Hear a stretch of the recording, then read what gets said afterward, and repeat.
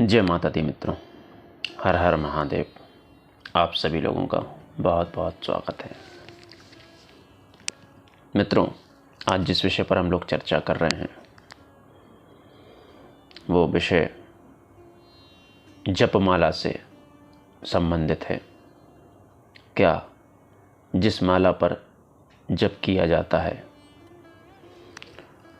उस माला को धारण कर सकते हैं? क्या जो जप करने का जो तरीका है, माला पर जब जप किया जाता है तो हमारा ध्यान कहाँ होना चाहिए, इससे रिलेटेड रहेगा।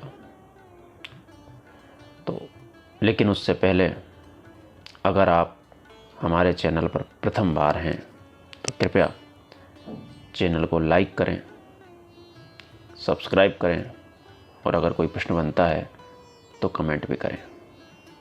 मित्रों, आज जो मैं आपको जानकारी दे रहा हूँ वो बहुत महत्वपूर्ण जानकारी है, इसलिए कृपया वीडियो को स्किप ना करें। देखिए मित्रों, जो जप माला होती है, आपको ये पता होगा कि अलग अलग शक्ति से संबंधित जो मंत्र होते हैं उनके जप की माला भी अलग अलग होती है। बहुत सारे मंत्र ऐसे होते हैं जो रुद्राक्ष की माला से जप किया जाता है। बहुत सारे मंत्र ऐसे होते हैं जो तुलसी की माला से जप किए जाते हैं। कुछ मंत्र ऐसे होते हैं जो हल्दी की माला से किए जाते हैं। कुछ मंत्र ऐसे होते हैं जो नरमुंड की माला से जप किए जाते हैं।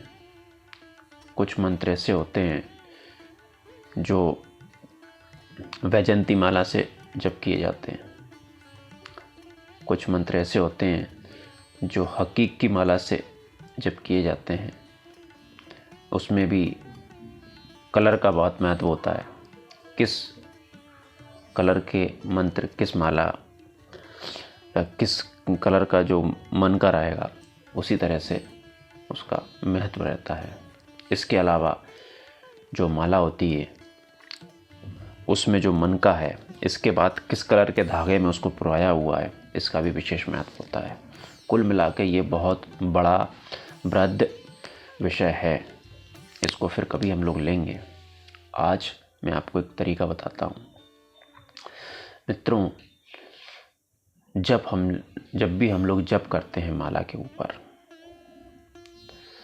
तो हमारा ध्यान कहाँ रहना चाहिए? देखिए मित्रों, दो तरीके होते हैं जप करने में।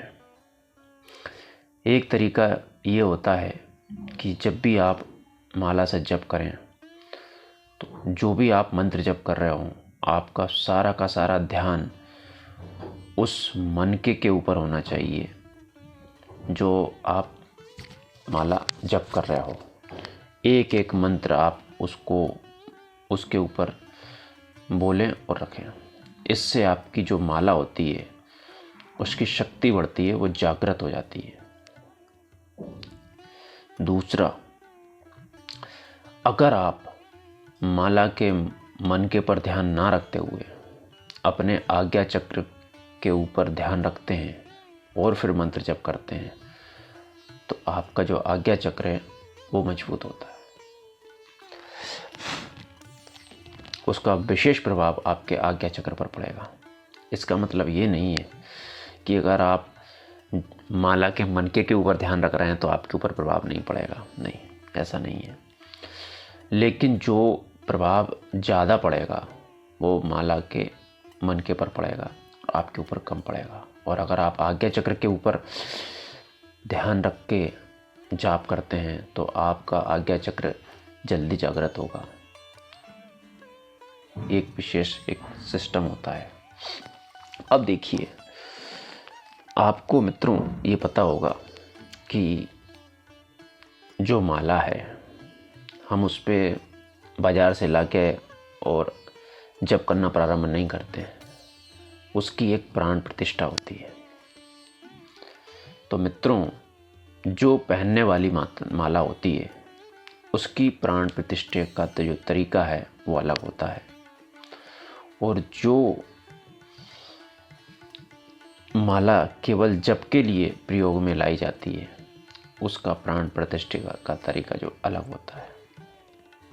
मित्रों, जो जप माला होती है वो साक्षात भगवती का स्वरूप होती है, ये बात आप हमेशा ध्यान रखिएगा।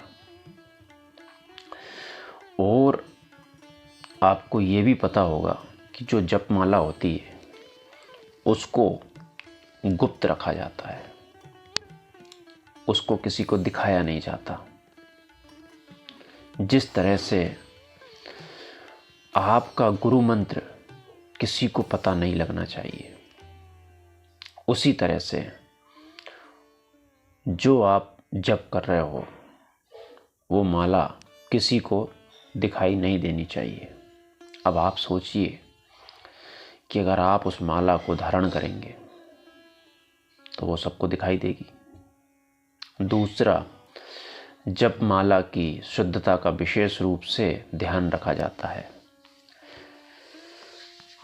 जब आप उसको धारण करेंगे तो उसमें जो ऊर्जा संग्रहित होगी वो आपके शरीर में जाके समर्पित हो जाएगी पूरी की पूरी। और अगर आप उस माला का पहनेंगे नहीं या धारण नहीं करेंगे तो वो जो ऊर्जा है उस माला के अंदर इकट्ठी होती रहती है।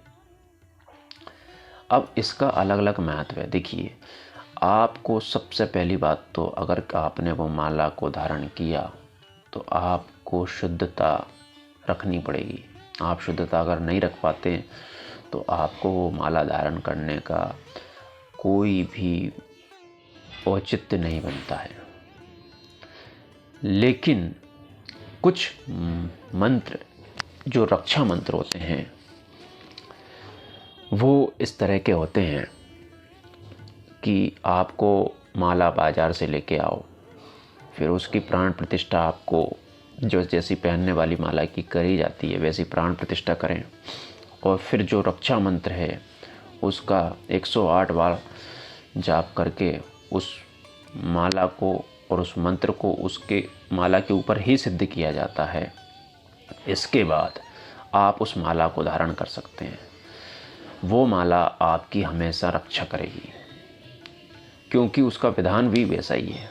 फिर आपको करना ये होता है कि उस माला को प्रतिदिन उतारने के बाद आप उस पे 108 बार मंत्र का जप करें, जिससे वो जो माला की जागृत है वो बनी रहेगी। वो माला जागृत होती रहेगी और आपके शरीर की रक्षा करती रहेगी।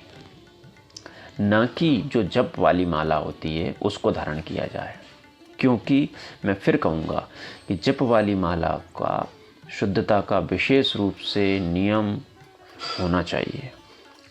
और अब जब आप उसको धारण करेंगे तो आप पता नहीं कितने लोगों से मिलते हैं, किस तरह के लोगों से मिल रहे हैं। कोई शराब पिए हुए लोग आपसे टच हो रहे हैं, पता नहीं कहाँ क्या किस स्थिति में आप जा रहे हैं।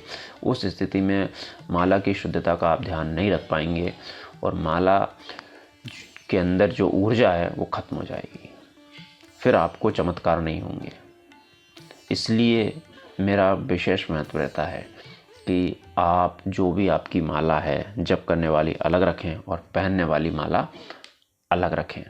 देखिए, कुछ ऐसी विशेष परिस्थिति आ जाती है, बहुत ज़्यादा विकट परिस्थिति आ गई कि अब कुछ भी नहीं हो सकता, और उस स्थिति में आप जो माला है वो किसी को हाथ में दे सकते हो, पहना सकते हो।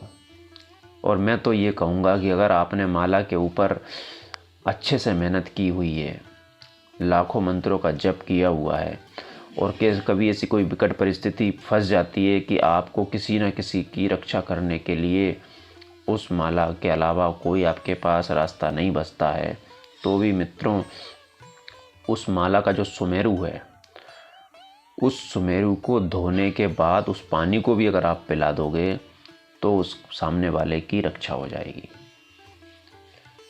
आपको किसी को भी आपकी माला को पहनाना नहीं चाहिए, ये मेरा खुद का मत है हो सकता है बहुत सारे जो विशिष्ट रूप से गुरुजन लोग हैं वो अलग सोच रखते हों, लेकिन मेरा ऐसा मानना है कि जप वाली माला अलग होनी चाहिए और जो पहनने वाली माला है वो अलग होनी चाहिए। जय माता दी मित्रों, आप सभी लोगों का बहुत बहुत धन्यवाद।